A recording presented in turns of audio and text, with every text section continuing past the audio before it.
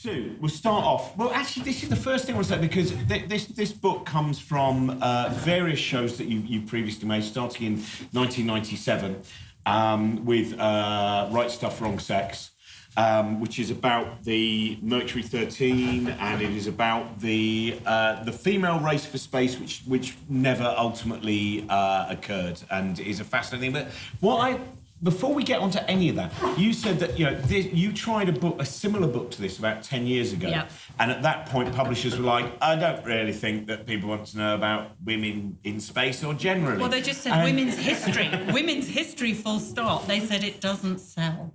And no what one's do you think interested has in changed? I mean, obviously for publishing, it's because they know they can make money. It's yeah, like, absolutely. Supermarkets and organic food. It's not out of some ethical reason. No.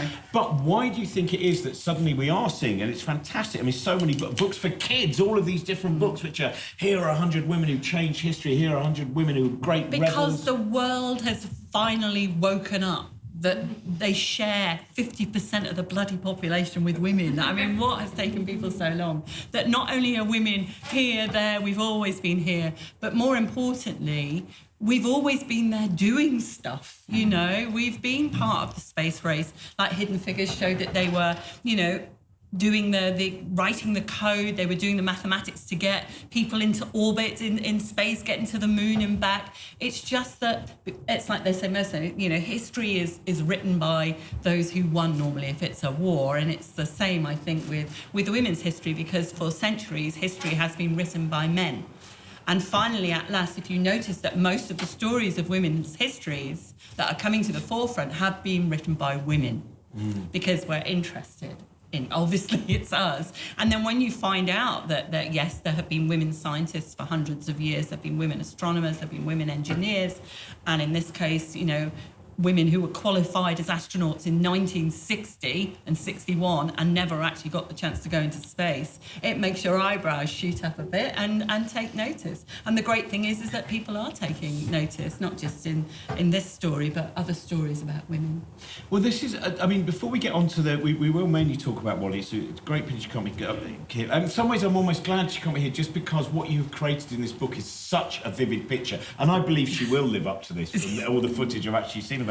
But at the end of the book, I had this this feeling of a sadness, of a melancholy, that I think the space race would have been so different had we had some female examples of astronauts. There's something which would, I think, have made that story a greater... The idea that Wally Funk might have been the first woman to stand on the moon. Somehow that does enlarge the story.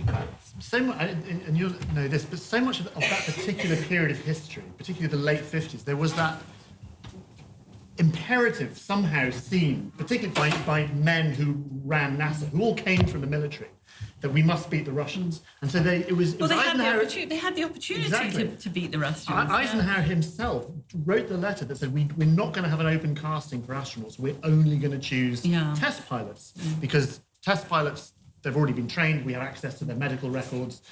They do that. So it was all due to a scientist, effectively, and that's what I quite like about it, because if it hadn't been for Dr. Brilliant, he was known as Randy, which I think in America doesn't have quite the same connotations as it has here. Dr. Randy Lovelace. I think he sounds like a porn star, but he was the most great man, because he was a medical doctor, and it was as a result of a sort of scientist's curiosity, because he'd done all the medical tests for the Mercury 7 male astronauts. He wanted to see if women could do the same. So it was actually all thanks to a scientist's brain and outlook that he tested first one woman, a pilot called Jerry Cobb, who not only did well, but she got in the top 2% of all the male astronaut tests. So she was brilliant. And then, like scientists do, you can't just take one result and then say, well, there you go, I've proved it. You have to have a larger sample and test rate. So they put out a call for other female test pilots to be tested. And Wally Funk she was 21 when she saw it in Life magazine, saw an article about Jerry, and she answered the call. And theoretically, she was too young, because the age range was supposed to be 25 to 40, and when she took the test, she was 22. So her mum had to sign her in to actually do the tests. So yeah, if it hadn't been for one man's vision and scientific curiosity and trying to prove. And sure enough, it proved that the women could do it and could go up into space. He was an amazing guy. You're absolutely right. About him being a scientist, before even that happened, he was testing himself. He wanted to test the physiological constraints of high altitudes. And so went up in an aeroplane, in a sort of homemade spacesuit, which is sort of cobbled together out of leather and bits and pieces, and jumped out of an aeroplane, and at that point had broken the world altitude record, having never jumped out of an aeroplane before, to see what would happen. His spacesuit exploded, his glove came off, his hand froze, he came back to the ground unconscious, but survived and did all the checks. They go, well, this happened, this happened, this happened. He was an amazing guy, an absolute scientist brain. Actually, they were all quite like that, because there's another guy, I don't know whether you've heard of him, called Colonel John Stapp, and I think I do talk about him. He used to, basically, a lot of our modern seatbelt safety procedures are as a result of him, because he would strap himself on it's called a Martin Baker ejector seat, or a daisy sled, which is like, it could be like a mile long effectively, with the vertical one, the ejector seat, is like a fireman's pole but much higher, with explosives under the seat, and you would be shot up at really high speed and then suddenly stopped. And it was known to, if you weren't sat and sort of tensing yourself and pushing your head back in the right way, it would compress your spine. It could cause really serious injuries. And he did it to himself. And I saw some footage, some amazing black and white footage of him, like, being really sort of whacked down this daisy sled. And the force was so bad. He's done up to like 35 Gs or something like that. His whole of his eye sockets were bruised, and the blood was all burst in the whites of his eyes. And it just sort of shows you, that forefront of anything. You need those sort of lunatics in a way to do it. And the women were like that, really, because none of them knew, with the Mercury 7 and the women, the Mercury 13. Nobody knew what was going to happen to you in space. So they sort of went overkill. No astronaut today has to do the same tests that they did. I mean, Wally had to swallow 3 foot of rubber hose. I mean, and it was to test gastric juices. And I said to her, how did you do that? And she went, easy. I just went, and that was her attitude. It was just, and she said, if I did it. If they wanted me to do it, I didn't complain. And apparently the whole thing was, if you've seen that brilliant film and read the books, even better, really, The Right Stuff, by Tom Wolfe. Apparently, they did say that the women complained less than the men. Women did a lot better. Just thought I'd throw that in there. They did a lot better. They did, most of them. Yeah. Were you, interesting you mentioned seatbelts, because that's one of the things that we find throughout the book is Wally will not wear a seatbelt. And she jumps out of a moving car. Yeah. And, but can you tell us a little bit about the first time that you met her? How much did you know beforehand? Because you kind of went straight in, you're making this documentary, and suddenly there is this force before you. In 1997 or 2 years? The first time. Yeah, she was dressed in a blue flight suit with a sort of American Stars and Stripes flag sort of emblem patch on one arm and a NASA patch on the other. And I thought, my God, she looks like an astronaut. What's going on here? And I realised, this is odd. But that's Wally. She sort of dresses for what she is, which is a pilot, and she still flies every week. She still goes flying, and she's taught over 3,000 people to fly over the years. But she was also dressed like an astronaut candidate, which is what she was and what she is, because she still wants to go up into space. And at first, I wasn't 100% sure I liked her, and I think that was slight British reserve, because even though I'm not terribly reserved, is that when somebody American comes up and you've never met them before and flings their arms up in the air and goes, "Hey, Sue, how are you?" You sort of think, sorry, do I know you? And so I was a little bit, okay. And I actually preferred Jerry Truehill, who was another member of the Mercury 13. Sadly, she died, I think, within the last year, I think. I got on probably better with Jerry True Hill, because she was Texan and had a lot of them actually are very similar. They're all slightly tomboyish and rough and ready, and they've got that, steely will. And Jerry was given the ultimatum by her husband of, if you go and take those astronaut tests, it's either me or space. So she went and took the tests. And when she got back to her hometown, she was met at the airport by divorce papers. Really? God. Oh, yeah. They took a lot of risks. They these women, did. Some of them lost their jobs. To rearranging their personal lives. Yeah, Wally was that front picture, actually, which I love, and because they colorised it. It's actually from a black and white picture taken in 1960 of Wally in a flight suit, in a pilot's, with a helmet, by a T-33 trainer jet. And that's on Fort Sill military base in Oklahoma, because that was the job she was doing. She was training members of the military to fly. And she was the first woman to do that there. And I quite like that picture because one of the reasons NASA gave for not sending, not allowing women into the astronaut corps, even though there were all these women who had passed the test to do it, was they said, well, they don't have jet experience. But actually, at that time, women weren't allowed to fly jets. So, it makes me mad just thinking of it. But obviously, some of them did, and Wally, was learning to fly on a jet, and quite a few of them used to be test pilots themselves, so they'd flown all manner of planes during that time. For women to be test pilots back then, they had to be men. Yeah, Wally's very feminine, actually, yet very tomboyish, and she uses the phrase, it's funny, the only two people I've ever heard use the word frou-frou are Wally, I don't like frou-frou, and Helen Sharman. See, when you told me, I've never seen that picture that you talk about in the book, and I'm glad that I haven't, and I didn't go looking for it either. Again, even that Helen Sharman, of course, the first British astronaut in space, and this. Can you tell us this little story about why she didn't brought up?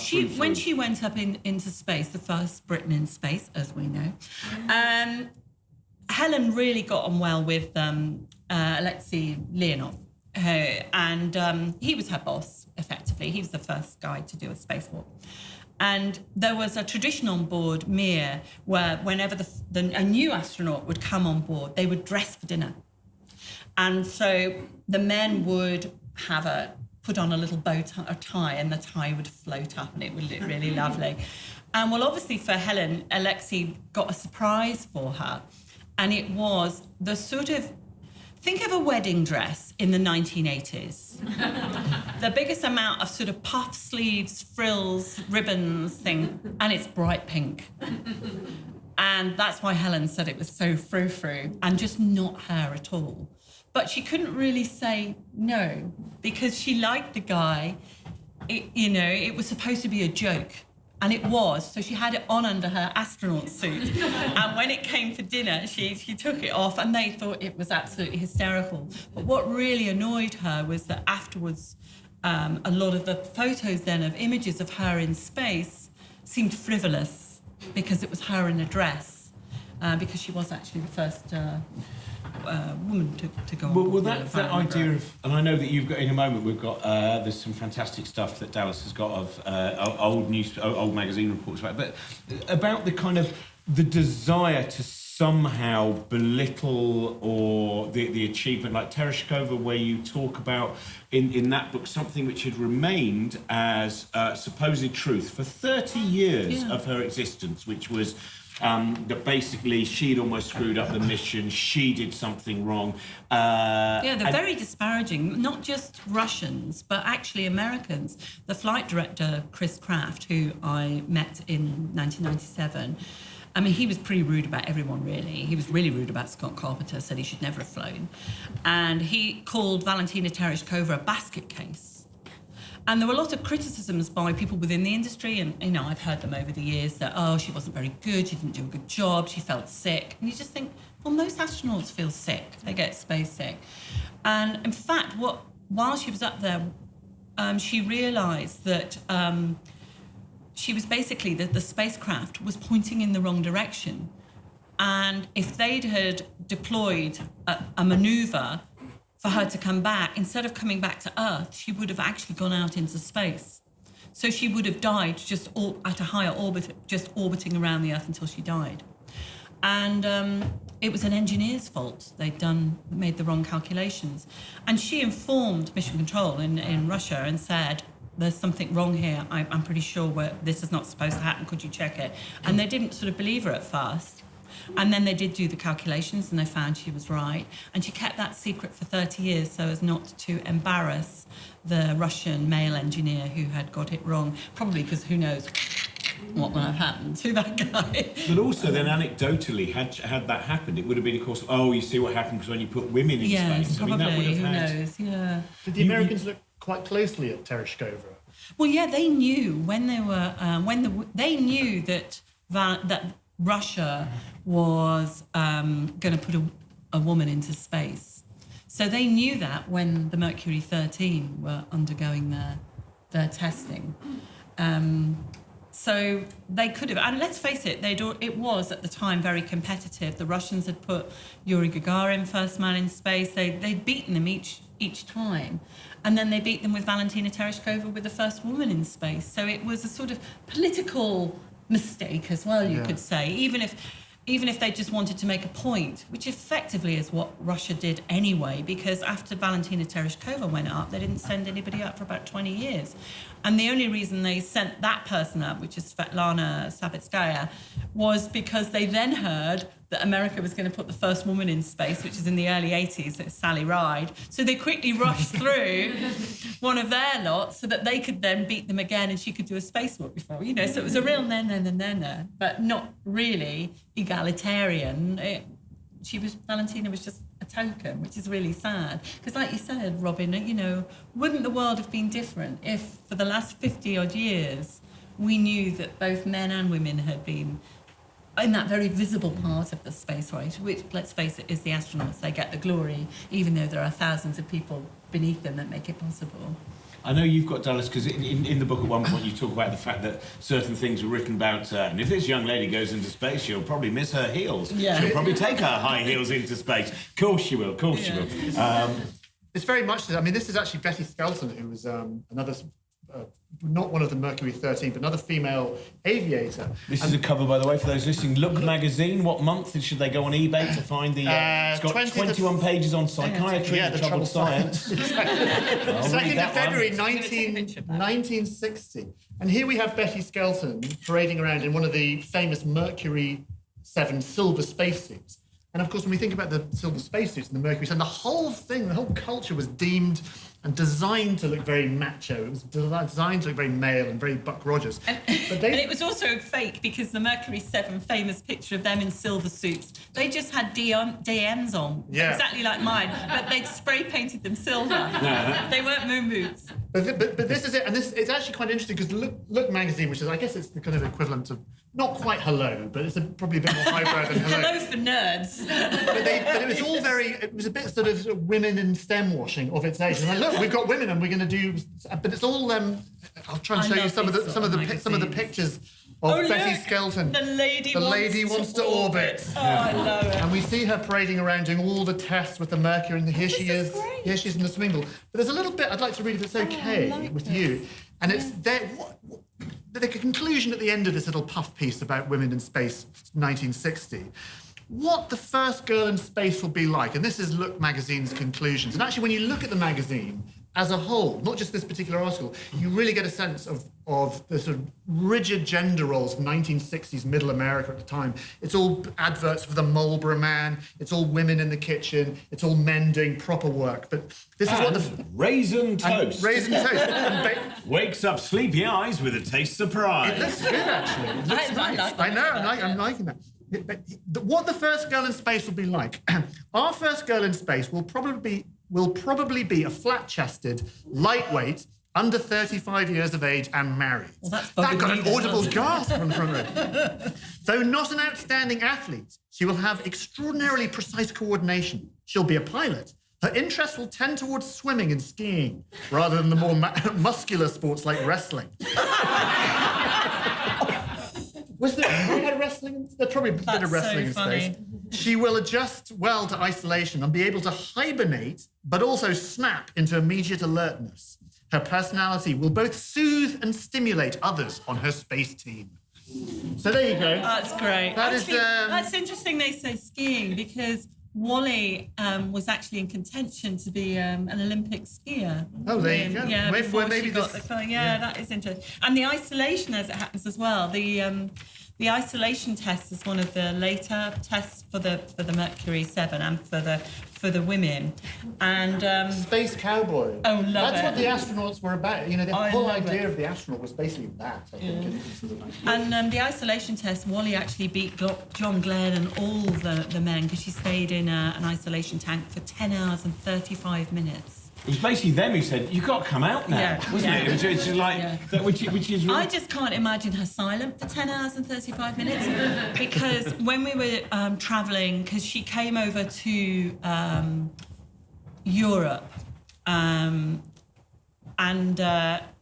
for the radio programmes, because we went to the European Space Agency, and she stayed at my house for a bit. And we got the Eurostar, first of all, over to Cologne, where the astronaut training centre is. And she was asking me so many questions that she was driving me nuts, because I just wanted to sit there and just relax. That I got my phone out and put it on stopwatch. And during that journey, which was, 2 or 3 hours, she was quiet for 2 minutes and 15 seconds. And so the thought of her being quiet for 10 hours and 35 minutes was just extraordinary. I just can't believe it. What do you... I mean, you've met, male astronauts, female astronauts. Of that period of time in the 1960s, what do you see different in their psychological makeup? Because I certainly know, I think of things like journalism, where whenever I've met people who were in Fleet Street in the 70s, if you were a female journalist, you had to be twice as tough. You had to be able to out-drink all of these kind of, rosette-faced men. You had to... So I just wonder what difference you might see between, the kind of people like Rusty Schweikart, for instance, or and those who are part of the Mercury 13. Actually, I see more of a difference, actually, between NASA and ESA. Actually, the difference between them is I find that NASA astronauts are on message. ESA astronauts are a bit more opinionated and quite, if they don't agree with something, they'll say it. And at the first time that happened, I thought, they've said that. And you see the PR person behind them just shrug as if to say, oh, well, there they go again. But definitely there is, having met Buzz Aldrin a few times, he's a little bit scary. He's he growls. I think today's astronauts have to be more, even more superhuman, and you have to be a much better linguist, because, like the European Space Agency astronauts at the moment are learning Chinese, so it's not enough to just do Russian or and English. And with the future, with returning to the moon and commercial spaceflight, the language, we cannot assume now that if there is, and fingers crossed there will be, a lunar base at some stage in the future, we cannot assume that the first language is going to be English. It could be, it could be one of the Indian languages, it could be Chinese, Mandarin or Cantonese or what have you.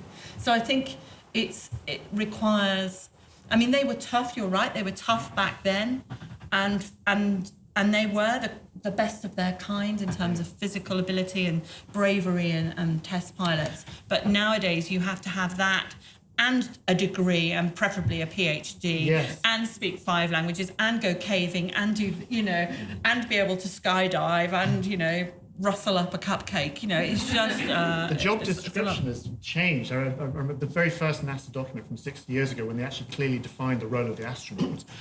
Point 1 was to stay alive. Point 2 was to operate machinery. Point 3 was to do science. And so it was a very small gene pool. Obviously, the Mercury capsule held 1 person, the Gemini 2 people, Apollo 3 people. And then suddenly we got into the shuttle, which had 7 seats. So the kind of demographic and the diversity of people could suddenly change a bit more. And even more so now. But astronauts, God, they've got to be PR people, they've got to be television presenters, they've got to understand social media, all this kind of stuff as much as anything else. I mean, and they weren't, like you say, they weren't as prepared for the media either, No. which is why so many of the early astronauts, the Apollo ones, all went a bit doolally afterwards. You know, some of them found God, some of them you know, became alcoholics or depressives, or in some cases all three. You know, and I think now they're a little bit more, they know what's expected of them, particularly when it's, you know, it might be 3, 4, 5 years before you fly after qualifying. And particularly now with there being no space shuttle, you can't take a big group, effectively, of astronauts at once.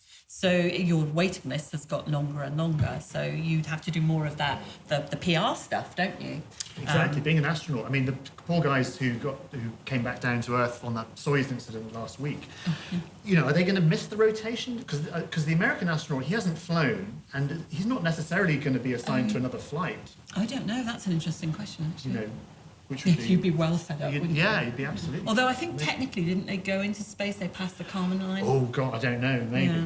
But it's interesting, as you mentioned Buzz Aldrin, but I wondered also between, you know, from both of you's perspective, is there, though, a difference between those astronauts who have stood on the moon? Because there's other people like Rusty Schweickart, who, you know, I mentioned him, Gotcha. he seemed very normal, and his wife, and they were just great, and they spent a lot of time, most of their career in politics and stuff. But those who've been on the moon, there's something about that distance, that sense of, you know, the only human beings that have stood on a natural object which is not on the planet Earth. You know, that does seem to, that perspective, that distance. And I think it's so weird. The ISS is basically, actually, its distance away is a little bit more than Manchester to London. You know, whereas the moon, and then that moment of landing and a different, and I wonder if that. But actually, the in a way, the astronauts who did the orbiting and didn't actually land on the lunar surface, they're the ones that are really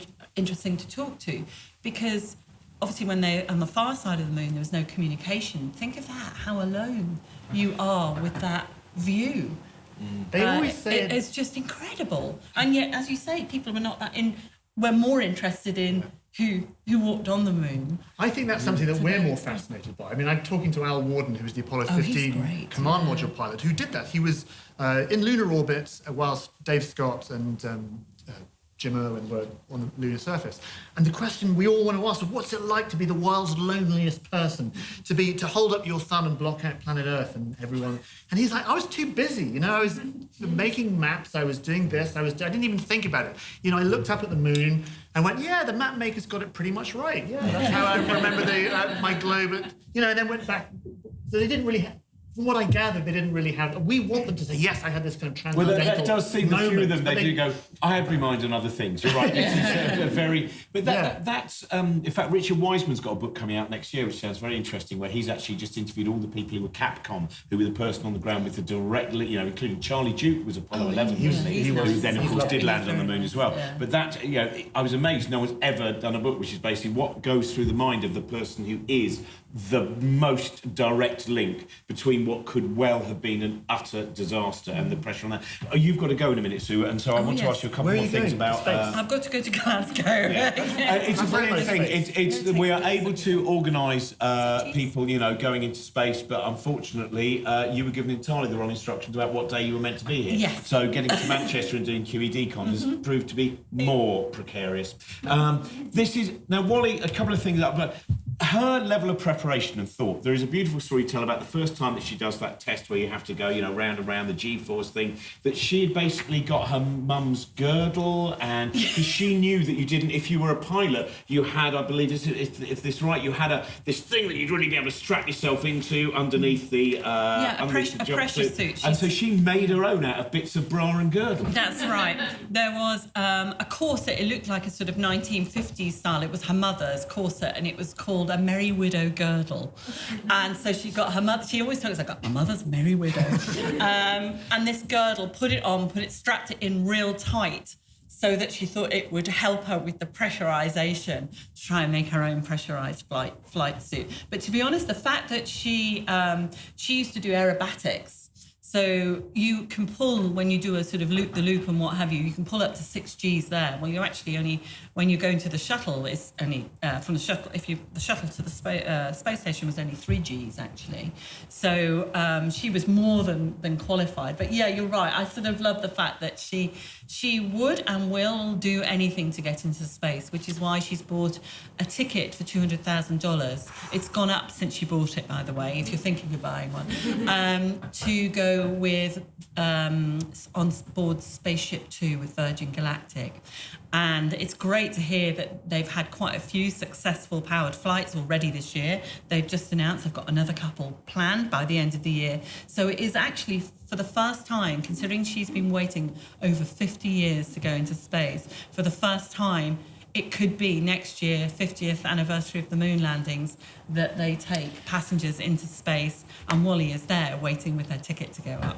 Did you get any sense, I mean, what do you think it is, those people like Wally, that this utter ambition, it's never gone away, you know, there she was. In some ways, you might sense that the fact to be rejected, you know, when all of those 13 people that eventually go, well, I'll just give up on this and I'm going to do something. I'm going to mountaineer in a road. This burning desire, I want to get out of our atmosphere and I just want to look back at the planet Earth. Well, Wally is all about flying. You know, her whole career has been in aviation. She's been a trailblazer because of that, being the first woman air crash investigator in the States, for instance. I mean, she's done so many firsts.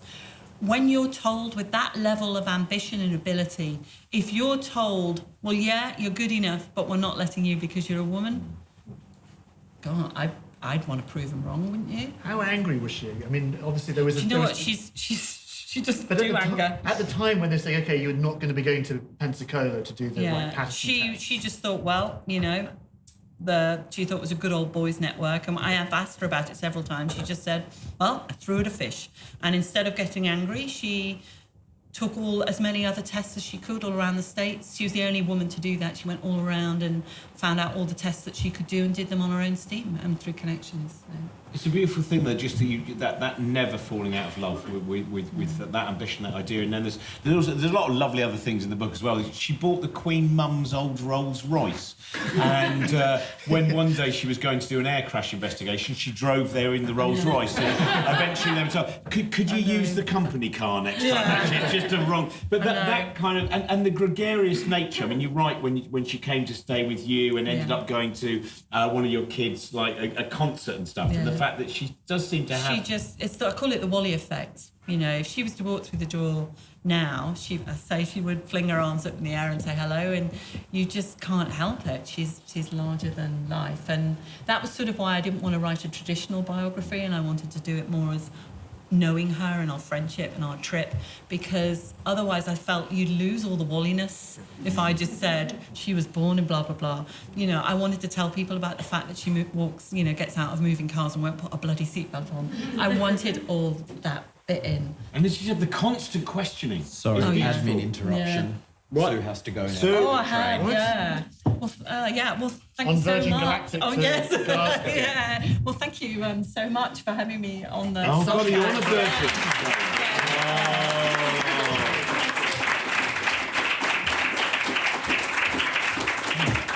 Sue is now going to discover that one of the reasons Virgin Galactic's doing so well is not merely the tax avoidance of the person who runs the company, but also the amount of cutbacks they've done on the line she's about to use.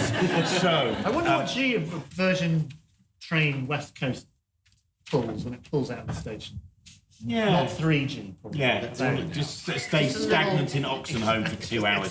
So, Dallas, we talked about this before because you've been on the show before. But this, your obsession with space travel and what do you see in yourself? Is that, you know, do you believe you would have been the kind of person that could have gone into space, or are you like many of us, someone who loves watching the adventure? But I would be the worst person in space. I could actually prove that categorically, I think. I've done all the tests and I'm rubbish at all of them. Are you? Yeah. Well, I'm just on every level. I mean, I'm psychologically unfit for space travel. Physically, I'm the wrong age. Everything is bad. Why are you psychologically unfit then? What particular test did you fail? Because massive. I should know before I sit further away from you. Massive neurosis, self-doubt, all the kind of standards. But that's the fascinating thing, isn't it? Again, with astronauts, which is things seem to, the relaxed nature. I mean, I remember asking Chris Hadfield, I said, when you've had to be so calm when you're captaining the ISS, don't you sometimes just get back to Earth and suddenly someone's brought the wrong jam and you go, apricot jam! And that was all of that 6 months of it. You said, no. You know, he's just kind of... Exactly. Yeah, well, that's the thing. I did a talk with Tim Peake. And you know when you do PowerPoint presentations, they never work. And somehow we've come this far and no one's cracked how to do a PowerPoint. There's always like 10 PhDs around the computer and there's always someone saying, this normally doesn't happen. Anyway, that was going on. We were literally just about to go on stage on the Albert Hall. And it was really interesting watching Tim, because suddenly Tim just approached the computer and everyone passes. And he went into astronaut mode. And he was like, let's work the problem, people. He didn't do it like that, because he's not American. That was somebody else. But just the thing about astronauts, they just, if there's a problem, they just go through the kind of mental checklist where I flap. You know, about, like I went out to Sainsbury's to buy jam and I bought the spacesuit. There's that kind of thing. An astronaut wouldn't do that. Generally.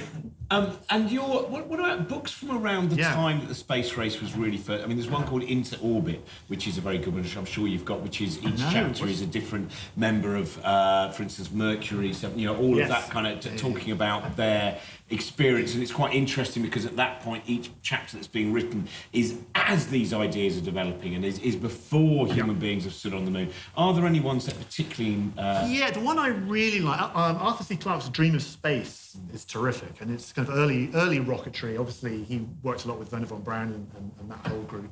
Actually, a lot of the early Disney stuff and the von Braun stuff is really, really interesting. Werner von Braun and Walt Disney worked very, very closely together in that period, really popularizing the idea of space and the idea of the astronaut as this new breed of superhero. And they made these films together. They made a film called Man in Space, which is the sort of classic. I can't remember. I think in 1957, I think it was. I love all that. The moments just before we launched, just before we went into space, those particular books. And then, of course, later on, I like the slightly weirder books. Have you come across Alternative 3? Oh, yeah. When it gets really, people being abducted to secret moon bases and all that kind of stuff, I quite like as well. You mentioned Werner von Braun. Yes. In terms of ethically, what are there's a great book, by the way, if you don't know it, there's Tom Bauer, who's gone on to mainly be the biographer of celebrities, but his first, I think it's his first book, is, if you don't, I apologise if you'll know about this, but Paperclip Conspiracy was very simple. When the Russians and the West were feuding over who's going to get the best Nazi scientists, one of the things they would do is the Americans would place a paperclip on documents which had the resume of various different Nazi scientists, and if the paperclip was on as it was typed out, you would just add the word "not" to an ardent Nazi. That was as simple, not an ardent Nazi. Werner von Braun ends up becoming this kind of, Walt Disney celebrity. He's on all these things. And there will have been many people who died in experiments that were done under... More people died making the V2 in terms of the labour force, in terms of building that rocket, than ever were killed in London, as far as I know. I'm always interested in the quandary of, well, it's been done now, so should we use it for something good, or are we... It's really tough, and certainly at the time, everyone in America just slightly conveniently forgot the fact that Werner von Braun was a Nazi and was part of the German Nazi rocket program. I mean, the V2, the rocket that they built, was half the German scientists went to the Soviet Union, half of them went to America, but it was those V2s that were captured that went to the White Sands missile base in America that became part of the American rocket program that eventually set people into space. Yeah, it's a really bad and very dark period of history. Now, in terms of how do you feel about it, actually, Tom Lehrer, who wrote the periodic table of the elements song, wrote a song called Werner von Braun. I actually published the sheet music in... and actually, when I published this in my book, and the problem with publishing the music, I thought, well, I want to publish the Werner von Braun song in my book, but obviously Tom Lehrer's not around anymore, so I tried to get in touch with the publishers, and I couldn't get any... And then, funnily enough, he turned out he wasn't dead at all, and someone gave me his email, and I emailed him, and I had a conversation with him. And I was like, I was quite apologetic that he was still alive, stupidly assumed. But anyway, I spoke to him, and I said, well, can I publish your Werner von Braun song in my book? He said, absolutely, as long as any time you mention it in a talk, and you have to say what an absolute Werner von Braun was. Tom Lehrer hated him and was for exactly the same reasons. Like, why are we championing this person? Why are we even talking about the person? If you want to know what Tom Lehrer thinks about Werner von Braun, then you can play it on the piano and follow along. It's quite colourful. Yet another author using sheet music to plug their book. Yeah. Yes. Can we play this song? We can't play it on your... Oh, we probably... I'm sure you can slip it into... Yeah, we'll stick this on the podcast, won't we? So that is... Yes, anyway, so, yeah. And how much did you know about the Mercury Theatre? I mean, I presume you knew quite a lot, because you're a... This was new to me. This is, again, as Sue was saying before, this, so many lost histories. We've talked many times before about, organisations like Trailblazers, etc., who are all working, and obviously Ada Lovelace, all of these things, Ada Lovelace Day, that it's... And there's still some resistance from the usual suspects to these ideas, which we won't go into because it's a preposterous thing. I didn't know much about it. I'd heard of the story, and then when I was kind of researching more, I was particularly researching the Mercury 7, and I read this book, Margaret Whitecamp's Right Stuff, Wrong Sex, which is the kind of big book on all the tests and what actually happened, and became absolutely fascinated. But as much about the sort of historical context of what it was. The fact that Eisenhower at the time had said, look, we don't have time to do an open casting. Because when they were choosing astronauts, they were thinking, okay, do we choose mountaineers? Do we choose submariners? Do we choose circus acrobats were thrown into the mix? And it was just decided, look, okay, we don't have time. We're just going to choose military test pilots because that way we've got access to the medical records. We don't have to think about that. They've all got top secret clearance. They're used to flying fast jets, and at that time there were no women doing it. So the problem was, the bar was already out of reach. It wasn't a direct discriminatory thing. We don't want women. It's just the whole of society was so discriminated against women at the time. There's some fantastic... I'm trying to remember what it's called. There's a thing about what the future's going to be like, which I showed at Leicester Space Centre once. And it's about a young architect who's also working on making an enormous pear. Like literally a pear. He's going to make a giant pear. It's one of his other things. And it's all... He's got all this... And then it goes, and now his wife, Susan... housewife, homemaker. And you just go, oh, yeah, so even in the future, imagine women will be homemakers, but with different gadgets. Well, I'm trying to find, let me see if I can, some of the names that they were coming up with. I think that's the book that Wally's not that keen on. Is it? Maybe I should. She's very interesting in terms of quite often she says, I did this. And then Sue goes, I double-checked, it wasn't quite, but she still did amazing things. But like all of us, she has her particular narration of existence. And I think there's a couple of things she's not so keen on. Oh, okay. Well, they were talking about, this was the sort of Time magazine, they were talking about Jerry Cobb, actually. And they were talking about, she found herself being called everything from because you couldn't be called an astronaut if you were a woman. The Americans at that time had decided astronaut, very, very male. So they came up with different names, astronet, astronautrix, and feminaut. So these were some of the kind of words that were being sort of bandied about at the time. And I think from what I gather from sort of reading around this, NASA at the time were trying to big up the fact that we want them. We just don't want them to put them in space. We want them to do the kind of maths on the ground, or we want them to do this bit of space science, but certainly not astronauts, because men wear silver spacesuits, and it's all about Buck Rogers, and it's all about a show of force. It's about a show of strength against the Soviet Union, and that was a very macho thing. Your book Ad Astra is available. Are you working on another one on? Yes, I am. Are you allowed? You're not allowed to mention it yet. Well, I'm gonna write another book about rockets, but I'm not quite. Yes, it's one of those things that's in my head. You found your area, haven't you? Now? Well, and you're not going to leave it. And I understand that. This is a love of. That's what I find interesting about. But the trouble is, I keep drifting off into looking into sort of UFO history and finding that quite interesting as well. Which is why I have a sort of UFO chapter at the end of this, which I put in for you. Yeah, well, I lent you my excellent... I got this fantastic book, which is by a scientist in 1953, which is about how UFOs work. And it has lots of diagrams that he's worked out, the anti-gravitation mechanisms within it. But that's interesting, and I love all that stuff, because this book, I wrote this, it's a history about space, but it's not really about space at all, this. It's all about sort of history and culture and about what people were thinking and ideas that people had. It's as much about that as it is about... So, my interest in space travel is as much about the sort of cultural context as anything else, which is why I'm quite as happy talking about UFO culture and how UFOs work as how the V2 works. But there is the psychology, the change in psychology once someone has left the planet Earth and looked back on it. It does seem that no one that I've met who's had that experience has ever. They don't go, yeah, it was pretty interesting, or yeah, it was kind of okay. They come back and they do. That's why we need to get Virgin Galactic working to blast, as many politicians into space. If that gives them any sense of the fragility, you don't have to go as far as Saturn to look back and see the pale blue dot. I think even.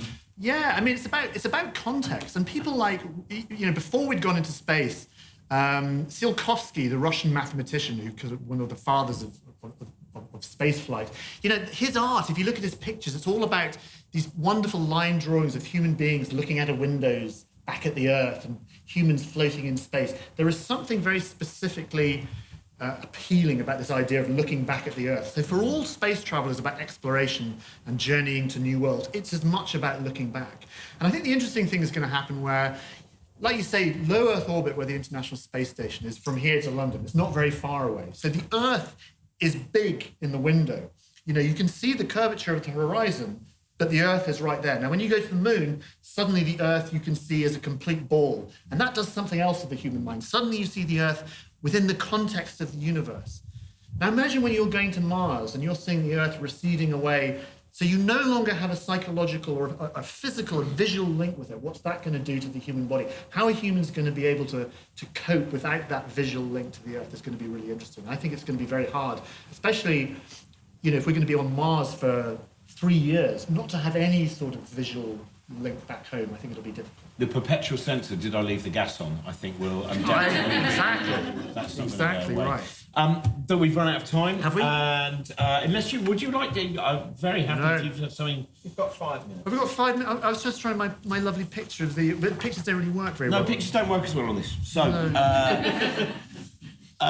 Thank you. Sue's book is great. It's really, it's basically 3 road trips. Is her going off great. and just trying to wrangle Wally and as I said, it's just she's such a vivid individual. It's a great pity that she's. I hope she comes over to the UK another time. Coming over next year. She's fantastic. If you see that she's going to talk anyway, go and see it.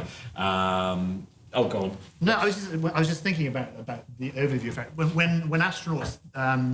When they come out of the hotel just before they launch, there's a Russian song that is played. It's this it's a sort of 1980s sort of heavy guitar kind of synth rock song that's being played, and every astronaut comes out, and it's called "The Green Grass Beside Our House," but in Russian, I don't know what it is, by a band called Zimlin, and I was there for Tim Peake's launch, and I was there, and they come out and the Zimlin playing. But I found a translation of the song, and it's exactly what you were saying about this idea of the overview effect. I'll read you a couple of verses. I won't sing it because that would be a terrible thing. But the first few, it starts off, Earth in the viewport, Earth in the viewport, Earth in the viewport that I see. Like a son missing his mother, like a son missing his mother, we miss our Earth, we have but one. But the stars nevertheless draw closer, though they're still as cold as ever. And like at the hour of the eclipse, we wait for our light and see our earthly dreams. And we dream not of the thunder at the cosmodrome, not of the ice-cold blue of the sky, but we dream of grass. The grass beside our house. Green, green grass. Repeat till fade. It kind of goes on. But it's all very dramatic, and it's all about the looking back. And tragically for British astronauts, they just played Tom Jones's Green Green Grass of Home, which is not as good. That would work as well. There's a band mentioned in this who actually had Wally Funk is in the title. That's a great name for it. And I can't remember but the sad thing is, you read it and it turns out that actually the album contains very few songs about Wally Funk. It mainly has. They are all called songs called things like Anal Intruder or Penetrating Dragon. It's not. That's a pity. There was one of the Mercury tests that the astronauts astronauts had to take was called Riding the Steel Eel, which was an anal insertion of a prostate examination. There you go. Just while you were just talking about anal intrusion, I just thought I'd throw that into the mix. Sorry. Great film, the John Sayles movie, Passion Fish. I don't know if you've ever seen John Sayles, much underrated director. Yeah. And there's a bit where an actress is just sitting there in her garden, and she talks about when she gave up acting after she had to read a line in a B movie over and over again. I never expected the anal probe. I never expected the anal probe. I never expected the anal probe. So I retired. And the what is it about anal probes and UFO abductions? By the way? I know all the kind of main classic abductions. Yeah, Jung's work on UFOs is very different to Freudian acceptance of possibilities of you would have read Jung's book on UFOs. Yeah, it's fascinating. It's brilliant. Yeah, it's very good. The album you're thinking of, by the way, is called The Flight of Wally Funk by Spiderbait, and the lead single is Ass Hugging Pants. Pants, yeah.